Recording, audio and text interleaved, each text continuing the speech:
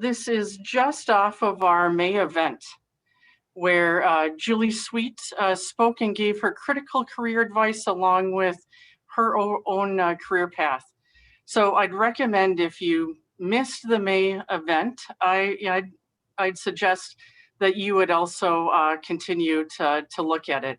I know for me, since the May event, I've already been putting two things into action. And those were both on the communication side, along with how to use my network to learn even new skills. I found like it was such an acceleration of skill, and would ask each of you today to think about 1 to 2 nuggets of career advice or a to-do that really resonates with you and put into action after this meeting. I always find that each of these meetings build on each other. Now, I also want to see who's out there in the audience. So if you feel comfortable, if you can share your LinkedIn address through the chat, that would be wonderful. Also, for the best experience for this event, you would want to go into speaker mode. It's in the upper right-hand corner. Along with then, as you're sharing through social media about the event, we have a few hashtags on the screen for your consideration. Now, before we start and move into the panel discussion, wanted to share the WLiT mission with you. As the board, along with all of our members, we like to think about, as we design these events, focused on our mission of connect, educate, and reach back. This has been a consistent part of WLiT's history, and really going forward of how we can help each other, how we can grow and learn, and then also how can we help our broader community. Now tonight, we can also lean a little further into reaching back. And as part of that, we do have, as many of you know, a WLiT Scholarship Fund for 2021. This scholarship fund helps 2 individuals who really are aspiring for a STEM career. We are almost halfway to our 6,000 goal this year, and so very excited. And thank you for all of you who've already helped us get to this point. What I'd ask is for you to, for those who haven't contributed already, just to learn more and to consider a contribution. We have the QR code on the screen to get more information. Along with, we have the in your email confirmation, more information there. So just a great example of how together we reach back and help others aspire again to a STEM career. As part of WLiT, it's me along with these WLiT board members. These are bold leaders who spend their time not only in their profession, but also thinking about advancing WLiT community. And so Robin Brown, CIO, Protein North America for Cargill. Myra Day Perkins, Vice President HR, Business Partner for Ameriprise Financial. Denise Morlock, Client Engagement Director for Three Bridge Solutions. Sarah Schlotterhoff, Account Technology Strategist, Global Account CTO for Microsoft. Priya Senthilkumar, she's a Vice President of Technology at Pearson. And Jennifer Simon, Modern Workplace Solution Specialist at Microsoft. I really appreciate these leaders, not only for the passion that they have, but also the energy they bring to each of the events. Thank you. Now it's next interaction is to vote. We're gonna have a Zoom poll. And as we're planning the rest of the year, and as COVID has been changing shape, we'd like to ask for each of your preferences. You can just quickly vote and submit for the October event, what would be your preference of virtual, in-person, or undecided? And appreciate your vote. That'll help us as we work through and think about the rest of the year, along with what next year will bring us.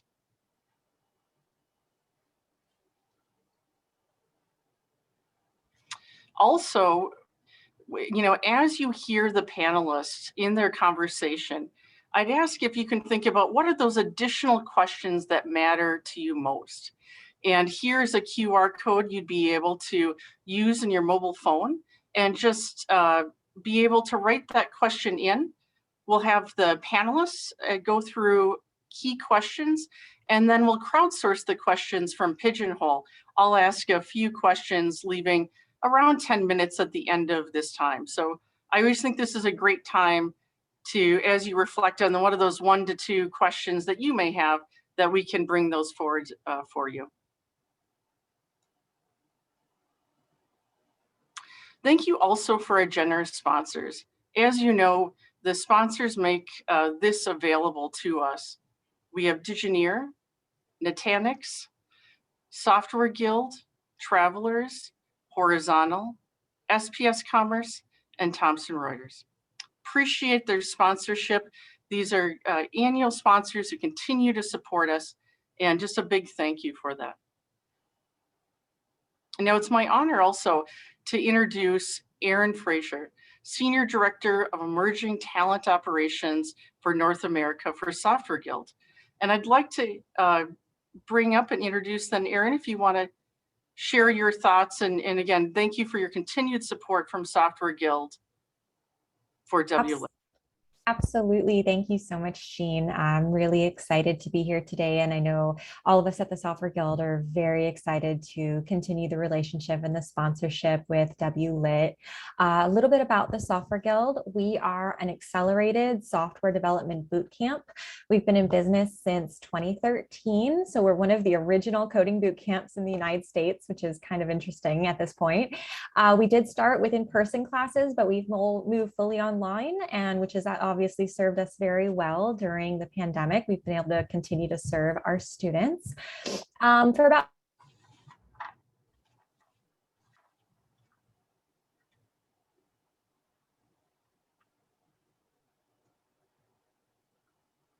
about 5 years now, we've had a $2,000 set, the massive, the much needed representation for women within the industry.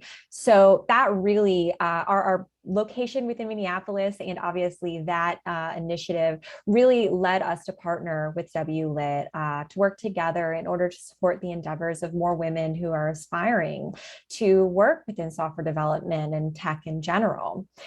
So far, we've been able to sponsor one student, Marie. She was aspiring for a career in coding, but wasn't able to do so because of the significant financial needs to go to a coding boot camp or to get a degree in STEM. And she also lost her job due to COVID. So, you know, it's the case for so many. And luckily, we were able to come together with WLiT and not only offer our standard $2,000 scholarship, but we added an additional $500 discount and a laptop onto it for her to help make the transition even easier and to hopefully get her into a future-proof career. So we'd really like to do that for more women. So if you know any women that are interested in becoming software developers, please send them our way. And also please consider donating to help other women get a scholarship through WLiT and hopefully to change their lives for the better. Thank you, Erin. Again, really appreciate the work you do personally, but also the support from Software Guild. Thank you. Now it's my pleasure to introduce Jackie Hartman, a global data management and governance lead for Cargill. Jackie will be kicking us off for the panel. So Jackie, I'll turn it over to you. Thanks, Jean. And hello, everybody who is out there participating this evening. It's great to be part of this conversation and really connects well to one of the pillars of WLiT, which is to reach back. So the four of us are going to share with you some of our experiences, some of the lessons that we've learned over our careers, and in hopes that it might provide you with some additional information as you all explore both your current and your future career experiences. So I'll start by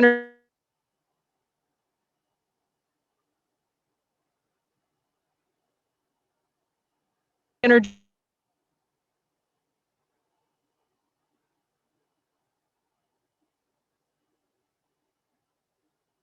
myself. I'm going to be moderating the time that we have this evening. and global data management and governance lead at Cargill, that I am responsible for helping Cargill mature its data practices across the organization. Cargill is a global operation. We have 165,000 employees. We operate in all countries across the globe except for 4. So it's a big, ambiguous role with lots of opportunities to learn about people, cultures, all over the planet. I've been in corporate jobs for a long time. Most of that time spent in technology and data leadership roles. I was at Target for a long time. I went to a smaller organization and ran all of IT. And then I joined Cargill just about 3.5 years ago. In addition to that, I care about the community. So I'm actively involved in a lot of ways to give back my time, specifically the Anne Bancroft Foundation, which some of you might be familiar with. And then I'm also really passionate about supporting people to see and realize their full potential. So that is what makes me excited to share some of my experiences with you this evening. So that's a bit about me. I'm going to pass it over to Alana, and then how about we go to Jayshree, and then Shivani will wrap us up in introductions. Sure. In brief, I've worked at Google for 20 years. And really started on the front lines and worked my way up through various operations and leadership roles.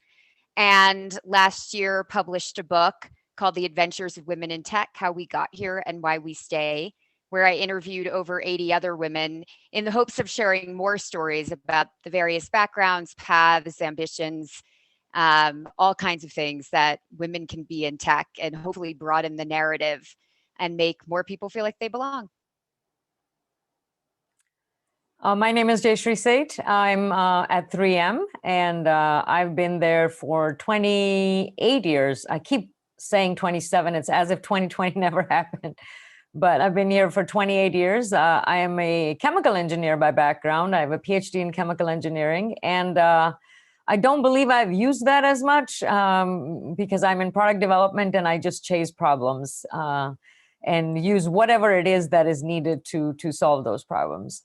Currently, I also have an interesting role at 3M, which is called Chief Science Advocate. So I'm actually advocating for science. And a big part of that is actually advocating for women in STEM and women in science. And in that vein, I've written a book like Alana, 2020 Had to Count. And that is more about, women in STEM and all sorts of other things like science advocacy and other topics. And most recently, last week, actually, I was part of a documentary that 3M has produced that is about women in STEM and just highlighting some of the stereotypes that we need to shatter in order to make it a more diverse environment. So looking forward to this discussion today. Great, thanks, Jayshree. Good evening, all. Excited to be here. I'm Shivani Stumpf. I'm the Vice President of Analytics at PowerSchool. Unlike Jayshree, I've not spent 28 years at PowerSchool. I spent 8 months. I came to PowerSchool in October as a result of an acquisition of a company called Hunuit.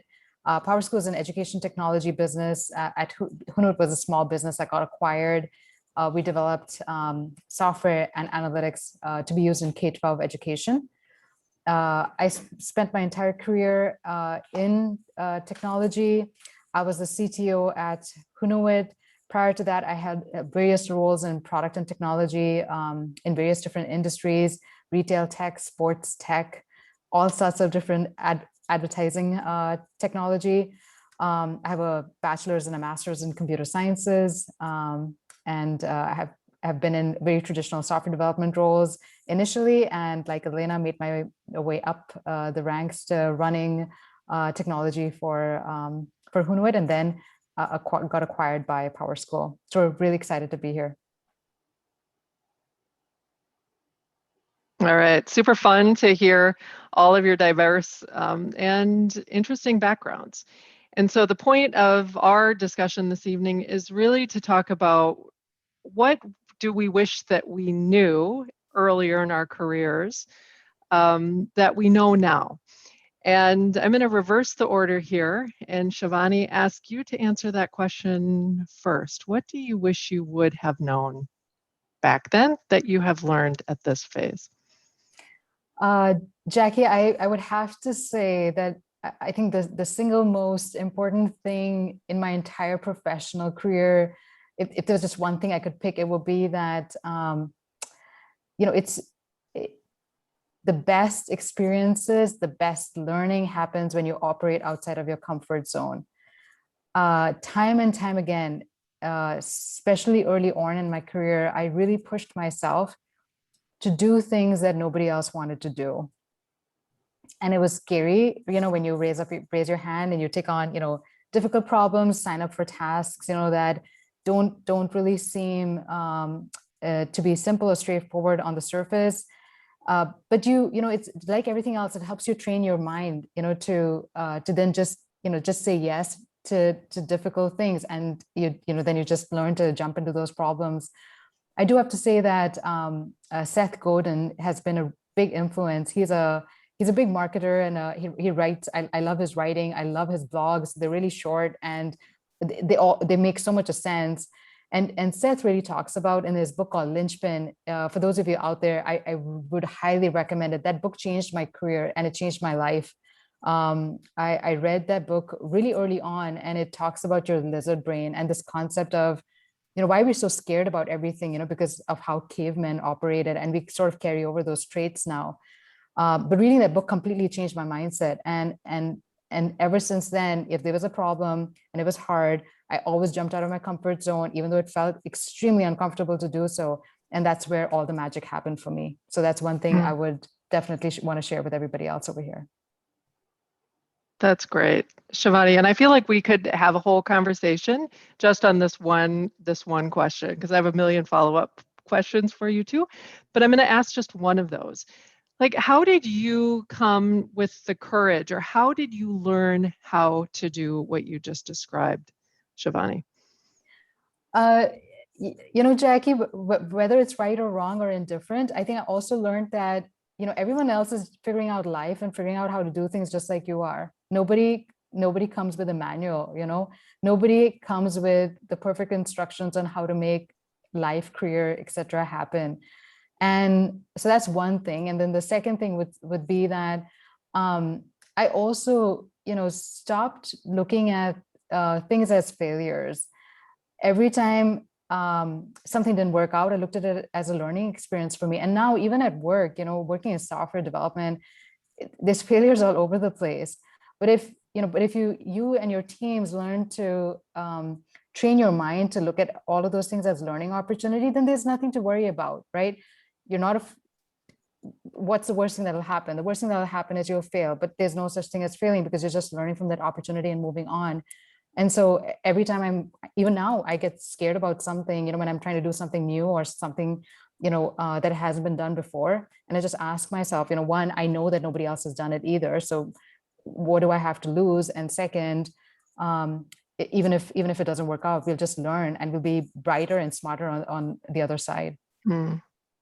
Beautiful. Thank you, Shivani.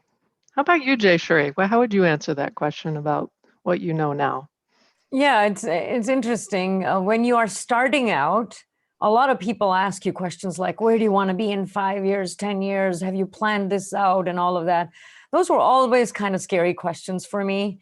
And now looking back, I realized that it was actually good that you didn't have some plans set in stone, and then you're thinking that you haven't been able to meet up with those, because life changes, you change, environment changes. There's so much change that goes on around you that you can't really make up your mind way early on. So I believe that it's okay to have the formative meandering, because you are learning lessons that you didn't even know you learned, and you'll realize that you will draw upon them as a source of inspiration. So it's about the education and the exposure and the experiences. So early formative meandering, don't worry about it. It's great. And I know now, I didn't know then.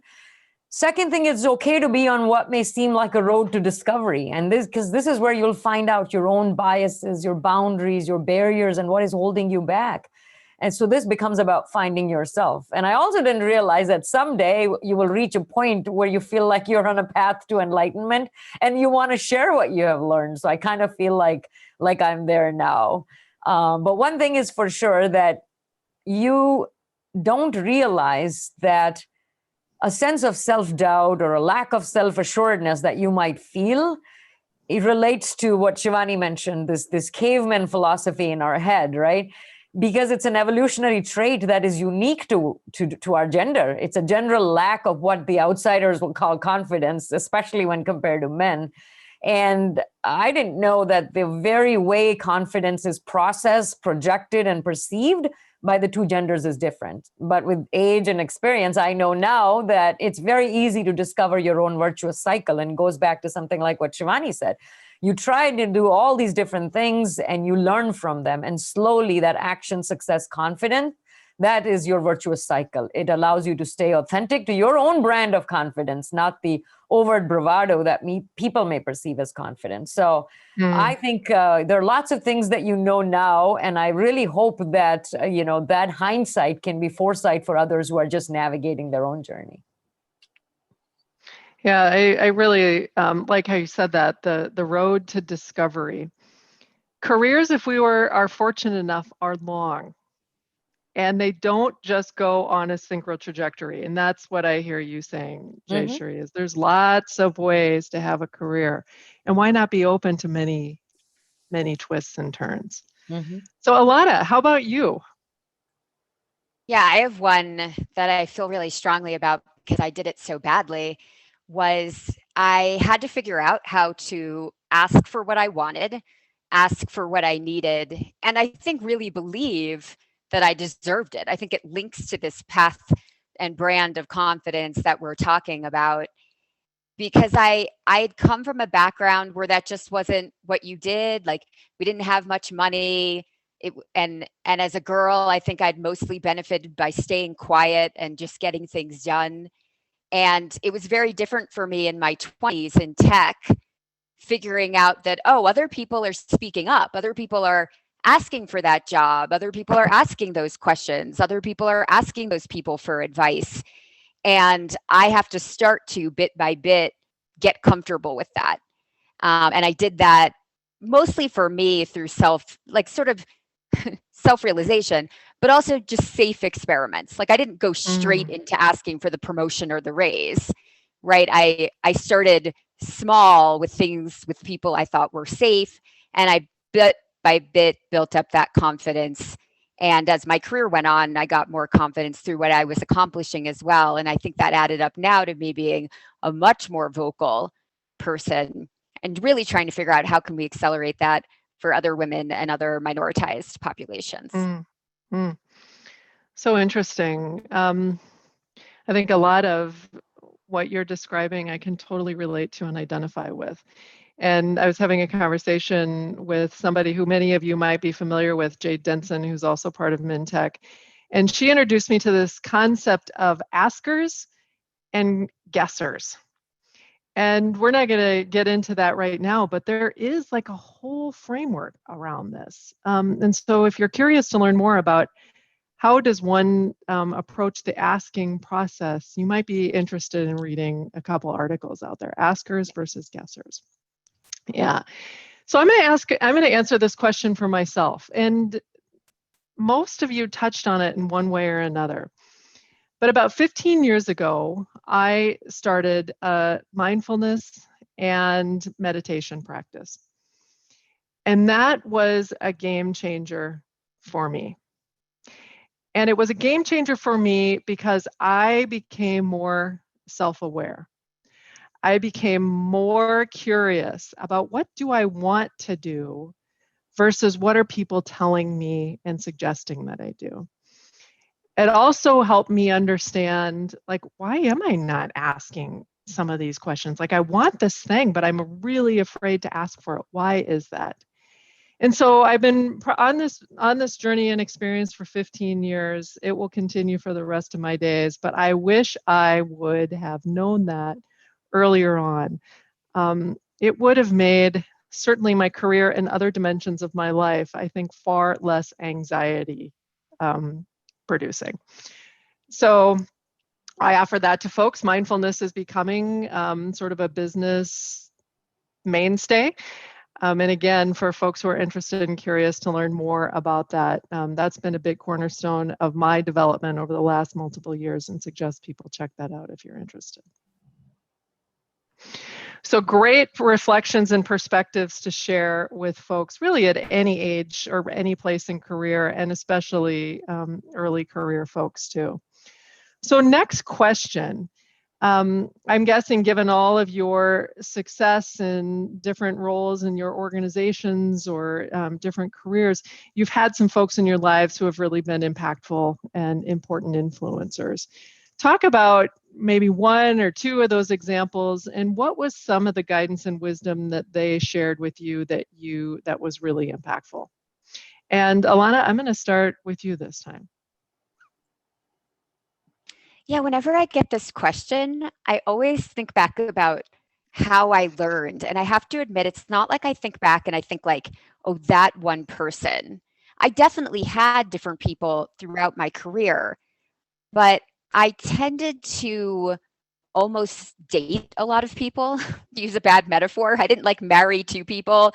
I really watched what a lot of people were doing, and then I would ask them. I would say like, "Hey, I saw how you led that meeting when it seemed like no one was going to agree. And how did you do that? I have 3 questions. If you have 30 minutes, that's all I need."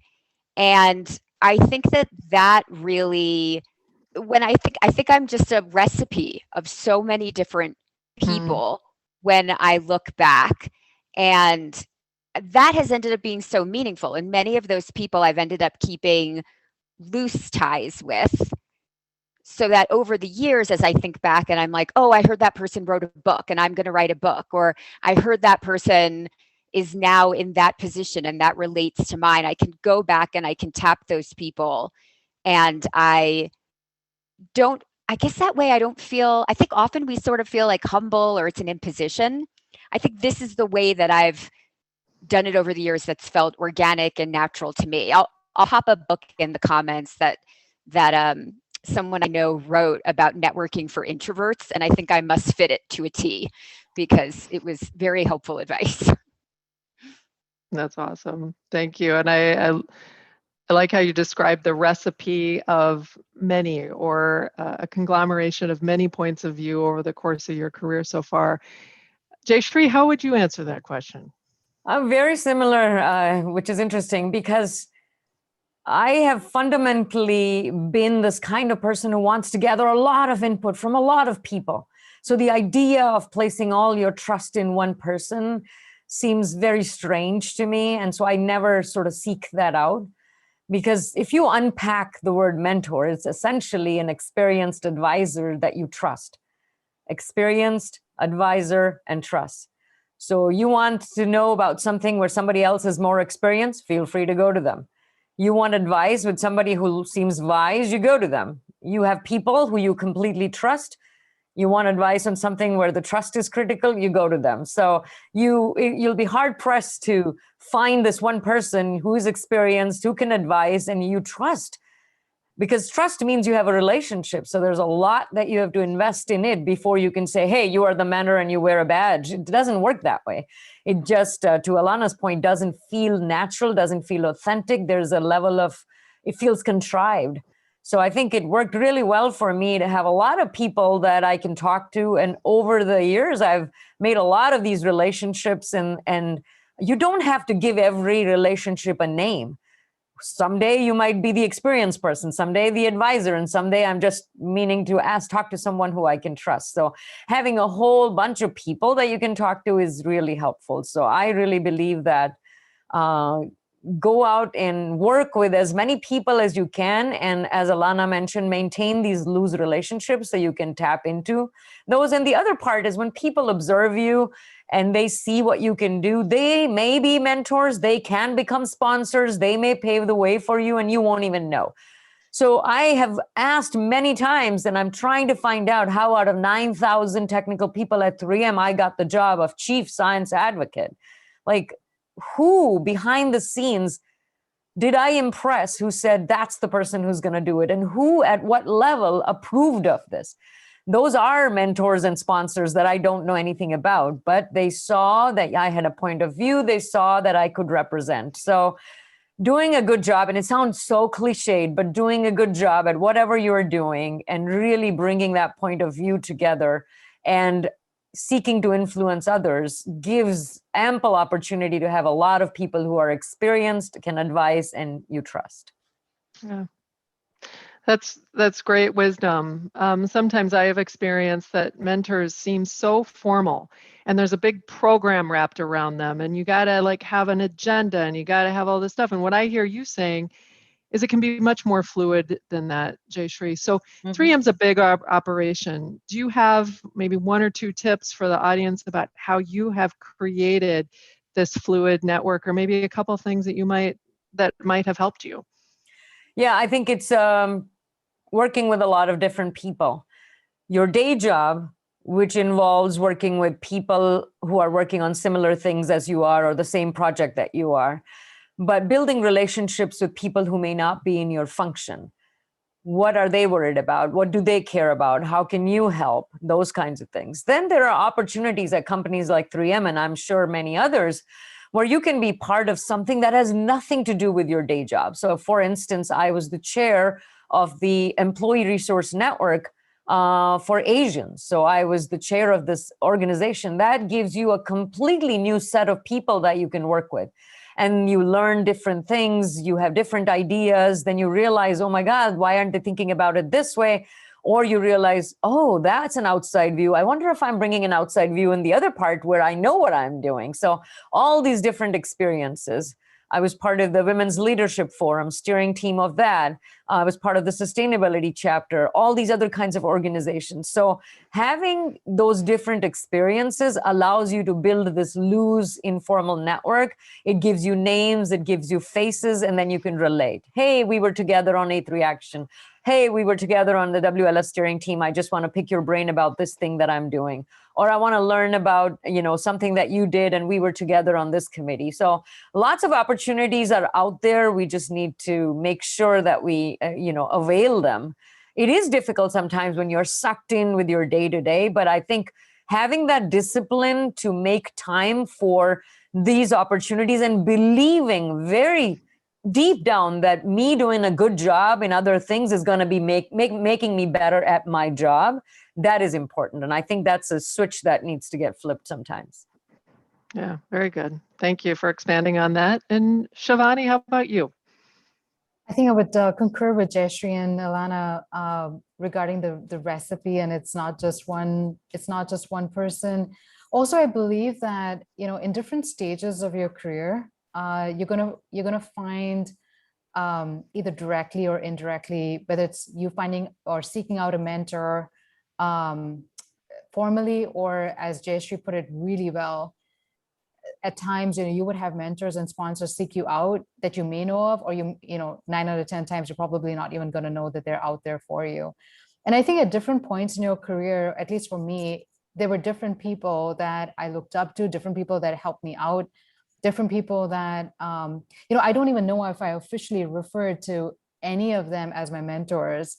But for sure, looking back, they all played an immense role in where I am today, in shaping who I am today, and professionally helping me out with where I am today. So very much concur with what the lady said. Good, thank you. I remember, and I don't know if this is true for all of you, but there came a point for me earlier on in my career where I needed to decide, or at least my manager was expecting that I was going to decide, did I want to go down a leadership path or did I want to go down a technology path? And so at the time, I was like, I don't have any idea how to answer that question. And I was meeting with a person at the time, and I was explaining this dilemma to him, and his advice to me, this was probably 25 years ago, Jackie, if you don't define yourself, somebody else is going to do it for you. And I have found that to be really true in my career. Like, your managers are going to figure out, what's Jackie good at and how do we plug her in? Or, hey, I've got this big problem and I need somebody to go fix it. And it's really easy just to get placed and to be put without choice in that. And that was a really impactful statement for me early on in my career when I was making this decision. If I don't define that, back to sort of self-awareness and sort of this mindfulness practice, if I don't decide that for myself, somebody else is going to decide it for me. And I know I didn't want that to happen. So it helped me sort of get the wake-up call, like, oh, I better make that choice. And I have listened to that advice over and over in my time working. So I'm going to move us on to the next question, and it is about something that we've already touched on, failure. And the question is, how do you define failure? And perhaps you could explain an example or provide an example of how you've approached that and what the outcome was. And Jayshree, I'm going to ask you to get us going on this one. Yeah, I mean, an example of a failure for me is working for 3 years on the same project and a big zero at the end of it. So a very visible sort of commercial failure that didn't pay off. But it is failure only from that regard, because as a result of that 3 years of work, we moved the needle on so many different building blocks that came to be so important later on. So, you know, sometimes you have to move the needle to move mountains. And Shivani said that I think we just have to focus on the learnings, because there is success in failure. And the reason why I was not disappointed with that is because I learned something as I was navigating that project. Everybody realizes that there is a big chance of it commercially failing, but it is very important for us to do. So the best way to handle myself through that was keeping everybody informed. I wrote weekly reports. I met with the vice president every month, and we just went through everything. This is what we're doing. This is what they're asking for. This is what we're working on. This is how far we are. And here's the next milestone. And then again and again. So everybody knew that we had given it our utmost. And then even if it's going to be a commercial failure, we have learned so much, and this is going to hold us in good stead. And the best part about that is, although it was a commercial failure, 2 weeks later, and I kid you not, you can't make this stuff up, I got promoted. Because at the end of the day, what I realized is that everybody knew that it may have been a failure. So it's not about you. It's about the project and the circumstances around it. You tried your best. So be the signal, not the noise. That's the message I got out of all that. Be the signal, not the noise. I love that. And if you're in career long enough, you will have an experience like what you just described. Mm-hmm. Either the project's going to be canceled, or it's not going to meet the expected outcomes, or whatever the case might be. So thanks for starting us off. Shivani, you already spoke to this a little bit, and I'm really curious to hear your thoughts on this question. You know, Jackie, for me, it's really difficult to think of. I honestly cannot think of an example because, you know, as I mentioned before, it's been so many years of good training now, I think, that I actually cannot think of, my brain doesn't process failure. You know, I think of things as, you know, as I mentioned before, and truly it really, you know, it helps to train your brain to work a certain way. I just look at it as all of it as learning opportunities. And I'm so glad that I do, because if I didn't do that, I don't think I would be where I am in my career, because I would just be, you know, so afraid of failing. And I think a lot of people are, because we're just so afraid of, you know, letting somebody else down, letting ourselves down. And I think that's why a lot of people don't even want to operate outside of their comfort zone, because they're so scared that they're not going to do a good job, or it's, you know, and again, going back to our lizard brains, we are, you know, we magnify and amplify, you know, all the risks and the negatives. And I think we start telling ourselves that story, and it's so easy to get caught up in that. And so over the years, I really taught myself to think, you know, as soon as I catch myself doing that, it's the self-awareness piece that you talked about. I immediately turned that around into, okay, so what's the worst thing that's going to happen? and look at everything that we're learning out of this experience. And I believe that as long as you feel like you've given it your everything, you've left no stone unturned, you've utilized all of the resources that have been available to you, you've brought the best team together, you've done everything that you could, it's really not a failure, because it is a learning experience. It truly is just a learning experience. So I that's why I cannot, it's really hard for me to look back and point at, such and such thing was a big failure in my career, because I just don't look at it that way. And I think what Jayshree said is so powerful. And I'm so happy, Jayshree, that you got promoted after how the project ended up, because, that's just proof that that's the way the world looks at it too. That's the way corporate America looks at it, which is great, and we all talk about, not seeing things or failing fast and not seeing things as failures and whatever. And some people might think it's cliche, but I think it's a very well accepted norm at this point. And that's why I said, more than anybody else, just as long as you feel you've done your best, I just move on. There's no point dwelling on it. Learn from the experience and move on. Yeah. I listened to a TED Talk not too long ago that described sort of this concept of micro successes. So instead of like getting to the end game or to the title or the career, whatever, every day is a step toward something. And one of the things that they were describing in that TED Talk was that boys are typically raised to be brave, take risks, and girls are typically raised, these are gender stereotypes, to be perfect. And so we're not necessarily in school or in education or even at home taught how to do this. So it can be very, very scary. But I too, from experience, know that the more you practice it, the more you hit the bumps and you keep going, the less uncomfortable it becomes. So we just have a couple minutes here before we take questions from our audience. And I really like seeing the chat. Not only can you learn from us, but we can learn from all of this big group, 180 or so people. And you can learn from each other too. So keep the comments going. If anything resonates with you, it's really important to hear that community perspective. Alana, I'm going to ask you another question about sacrifice. You have a big career, and I'm guessing Google has some pretty high expectations and a lot of demands on your time. How have you thought about sacrifices, choices, trade-offs in your career over those 20 years? I have thought about it as prioritization within the moment. When people ask me like that kind of like, how do you have it all?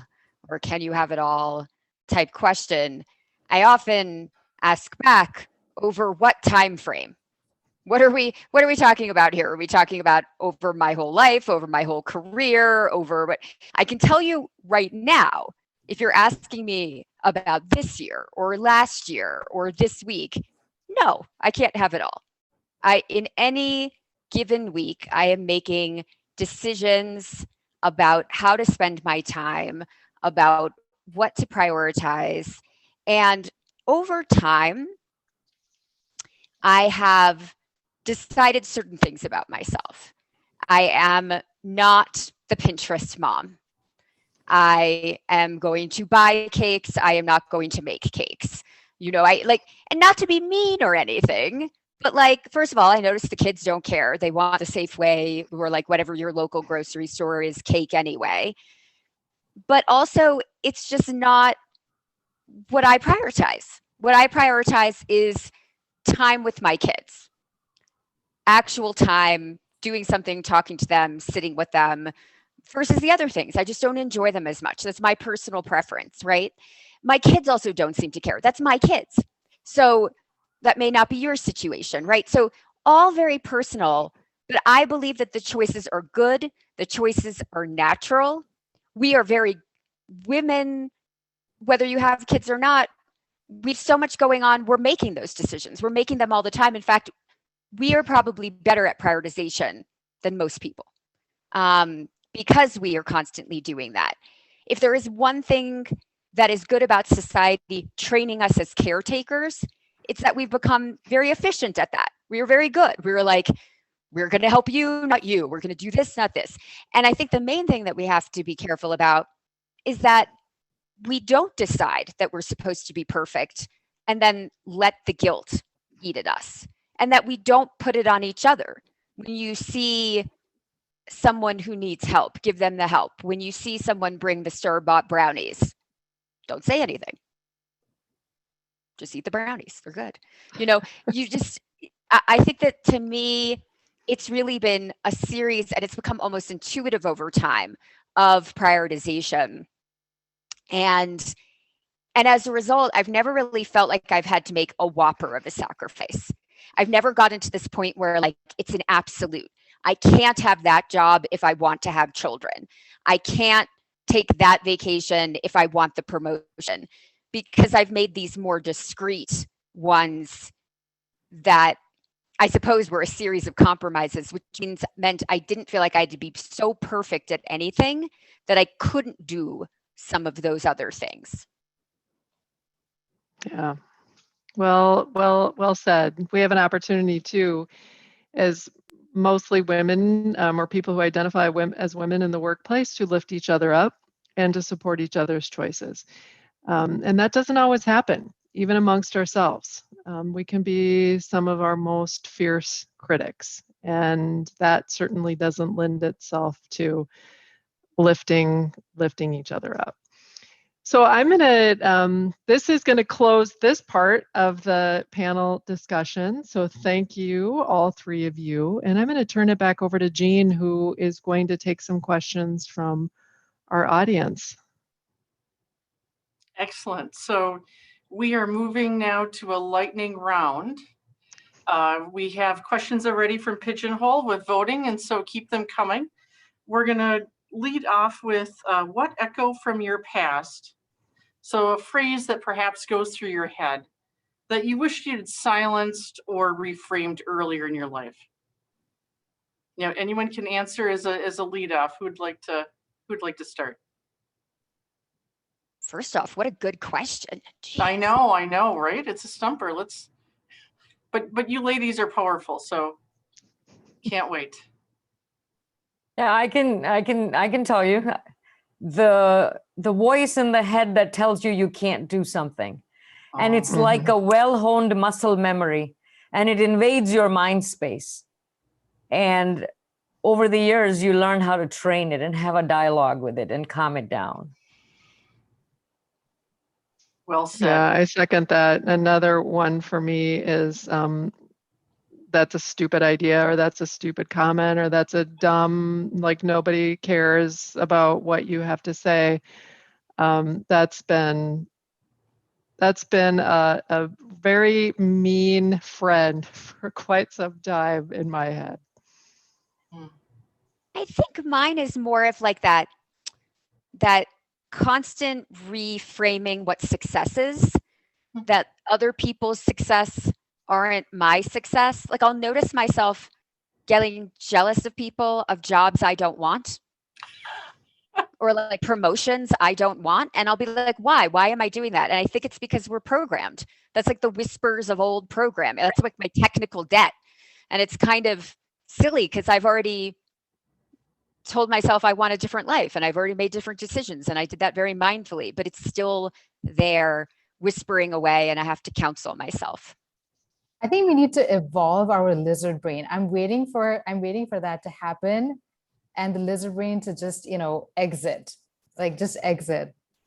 I think that's what this is all about. It is. Thank you for all four of you. Let's go to the next one. How do you find the words to initiate that first conversation about your career goals with your manager or mentor? So what does that, warm start could look like? I think the easiest way is to solicit feedback from them and validation of what you're thinking. So usually it could be, let's say, something like, I'm doing this 360 feedback, and these are things that are coming up as strengths for me. and seek their sort of feedback and comments into that. So I think that 360 feedbacks are really good. So having that, because it gives data. And we are who we are, so we don't realize how we show up in the world. And the 360 feedback really is a good thing for showing that mirror to you. Of course, unless you have a teenage daughter, then you need none of that. They will tell you who you are. I was thinking one of about, the oh, sorry. I was just Okay, going to add, oh no, you go. Okay, I'm done. Jackie first, and then we'll go to Alana. All good? We have time? You know, if your manager's not asking you, which would be a good investment for a manager to make, it's totally appropriate and reasonable for you to ask for time to have that conversation. So oftentimes when we're having one-on-ones with our bosses, we can all get all caught up in the work. And what is always deprioritized is like the development conversation. So one of the tactics that I have used is to make a special request. Like, hey, I want to schedule some specific time where we're talking about my development and career goals. And it gives your manager an opportunity to get prepared for that. And you could even ask them questions like, here's some things I'm thinking about. I'd love to get your perspective. And so that person has time to reflect before coming to that discussion. And it also gives you time to prepare your boss for the conversation that you want to have. Mm-hmm. That's wisdom. Alana, what would you like to add? Now, I put it in the chat just to save time, but I've leveraged pieces of the GROW model to have conversations with my reports, and I find it's really helpful, especially if you just don't feel like you have that relationship yet. So might be helpful for all of you out there too. Thank you. I was wondering if you could share a time where were selling a concept or an idea. So to the comments earlier of get a point of view and sell it. How do you go about that?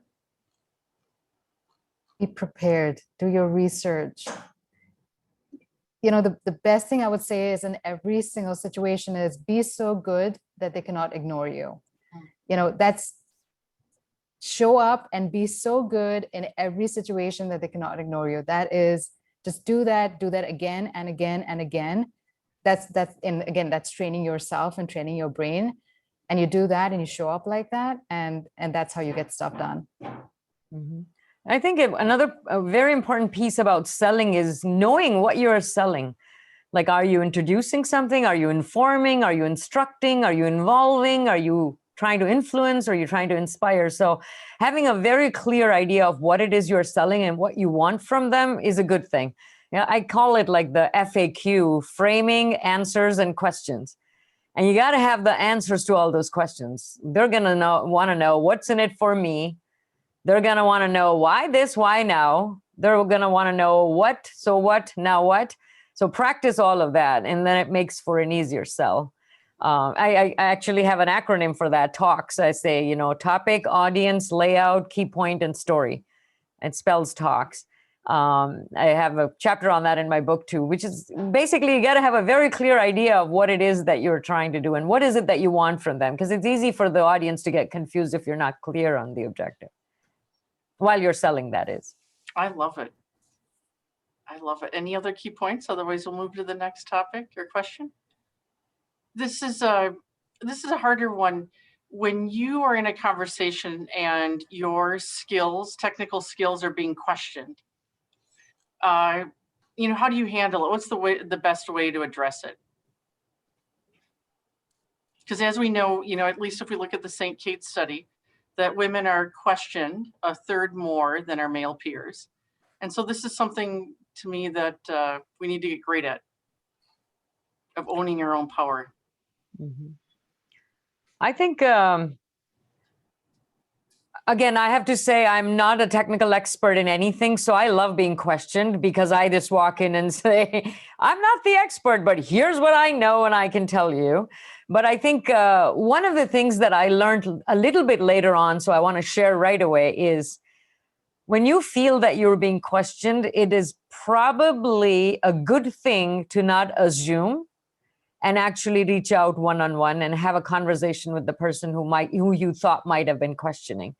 Because sometimes we assume and we're very harsh on ourselves, and we have this issue specifically related to our gender sometimes. So I think being very clear on what it was, it actually alerts the person that you're being very careful about this and you're noticing, so they are careful next time about the language they might be using.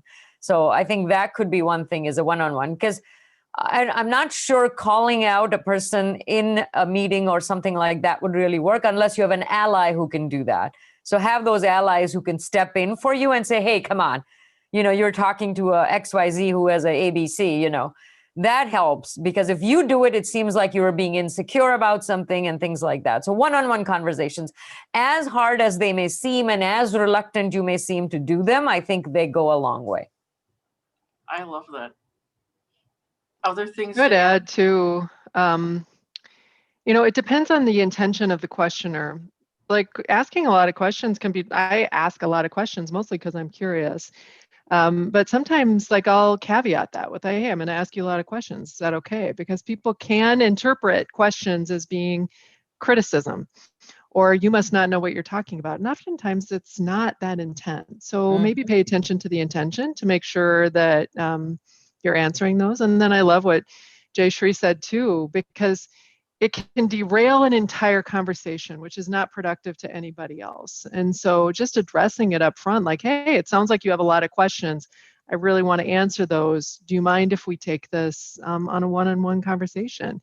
And just acknowledge it and then try to move it aside if it's not productive. I would also. Okay, Shivani. No, you go ahead, Alana.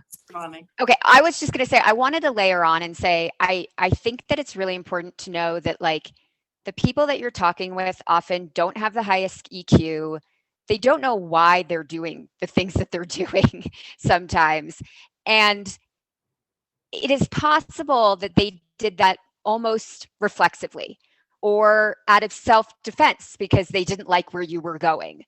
Or, it just felt too invasive, or it felt like a personal attack to them, or whatever it is. And so I do think it's important when that happens to you to get out of our lizard brain, because our thing is going to be either fight or flight, and take a moment and try to understand that meeting dynamic and see whether you can get to your goal another way. Now, sometimes you're going to say, nope, this person just always questions me. I'm going to bring allies to the meeting. They'll back me up. So that's also a good approach. But I think if it's the first time it's happening, or you're just in that one-off situation, just take a moment. I mean, I am always the person with the least amount of technical knowledge, just the way my career is set up. I'm a program manager working in a room with engineers. I'm there for a different reason, and I know that. So when they're trying to do that angle with me, I'm sort of backing up and being like, okay, well, that didn't work. Let's see. And yeah, I would say it's a bit of an experiment to see what works and what doesn't work. So I just wanted to add on there that I think sometimes we think people fully know why they're doing it, and I don't think they always do. I love this advice. I appreciate the impressive conversation tonight. Thank you, ladies. And at this time, I know that Jeff, I believe you're taking over. So Jeff Tulfson, President and CEO for Minnesota Technology. And Jeff, you'll close out the event. Appreciate it. Oh, thank you, Gene. And I don't even want to be coming onto the screen, because this has been such a great conversation.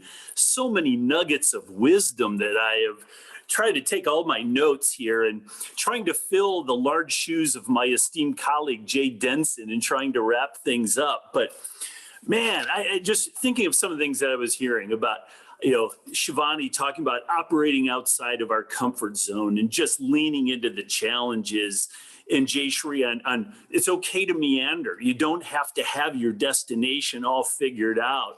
Be open to the journey. Alana talking about asking for what you want and be confident in speaking up for what you need. And Jackie, I know that you practice mindfulness and meditation, and it's so important for all of us. But the other nugget you shared about, if you don't define yourself, someone else will do it for you. How powerful is that? Sometimes we have to move the needle to move mountains. in communication and how key that is of being the signal, not the noise. So many things on sacrificing and failure and be so good they cannot ignore you. And of course, eat the damn brownies, even if they're store bought. Let's not judge each other. Man, so many great things tonight. So I just want to thank all of you, Jackie, Alana, Jayshree, Shivani, for sharing your wisdom, these life lessons, these career perspectives that we can all take into our own lives. So thank you for that. I also would be remiss not thanking our sponsors, Digineer Nutanix, Software Guild, Travelers, Horizontal SPS Commerce, and Thomson Reuters for making this WLiT series possible for us all. I also want to bring forth what our next session is about. And if you don't know Janice Shortle, you can see her on television in 45 more minutes on KARE 11. She is a bold trailblazer and is going to share insights on her thoughts and perspectives on blazing trails, on creating cultures of inclusion and creating diverse teams. So please join us August 10th for what I think will be a dynamite conversation. And then next, for your teams that you want to celebrate, think about nominating them for Techne Awards. You all have teams doing great works. Let's honor the innovators and the innovations that are really making Minnesota a great place to grow companies. And then finally, we do have a MinTech job board. So if you're in transition, looking for your next tech role, or trying to fill out roles within your teams, the companies at which you work, check out the MinTech job board. There's a lot of great opportunities there for all. And then in closing, I do want to thank everybody for joining us today. Thank you to the WLiT board. Our October event, for those that polled, the poll results are in. And just to give you a perspective, 55% would prefer virtual, 26% in person, and then 25% are still undecided. But it looks like that virtual is here to stay, and it allows a democratization of participation I think we all appreciate. So with that, thank you all. Have a wonderful evening, and we look forward to seeing you at a future WLiT event.